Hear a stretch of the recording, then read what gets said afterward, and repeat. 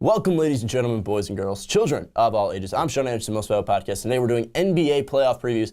I'm taking the Eastern Conference. Dave's taking the Western Conference. And up first, we got the Boston Celtics taking on the Chicago Bulls. The Celtics are on a 3-game winning streak coming into the playoffs after losing to the Hawks and Cavaliers, and the Bulls on a hot streak as well, 7-2 in their past 9 games. So both teams coming in pretty hot. You look at the Boston Celtics, if they stay the course, if they've been doing exactly what they have been doing this whole season, letting Isaiah Thomas going off for around 28-plus points per game, being the stud that he is in the fourth quarter. If Al Horford can bring the veteran leadership that they brought him in for, obviously losing to the Hawks last year, if Al Horford can bring what he's been able to bring throughout his whole career to the playoffs, I think this is going to be a very winnable series for the Celtics. And for the Bulls, Jimmy Butler needs to take over, and Rajon Rondo needs to be the point for the Chicago Bulls, because with D-Wade out, you really saw the Bulls kind of take form. And D-Wade, obviously a very valuable piece, especially late in the game. And I think he's going to be an X factor for the Bulls if he's able to at least work off Rondo and Jimmy. But really, we've seen Nikola Mirotic step up. We've seen Bobby Portis step up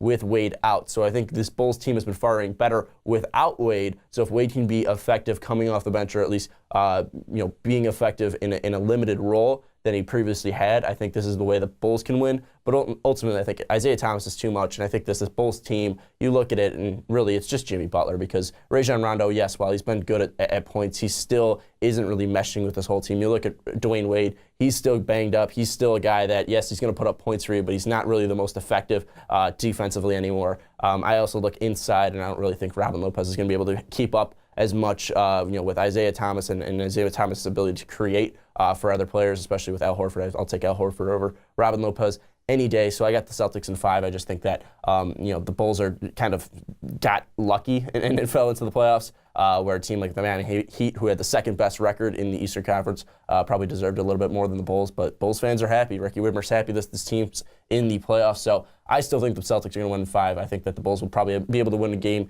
in the United Center, but I think ultimately the Celtics have too much. They have a better coach, and the Celtics will win this one. But these are just my opinions. Tell me who you got in this series down below, and also check out Dave's Western Conference previews, and also subscribe to our channel, because when the NBA playoffs moves to the second round, we'll still be doing playoff previews, so don't miss out on those. Also, don't forget to like this video and check out patreon.com/mostvaluablepodcast. But I'm Sean Anderson, and we'll see you next time.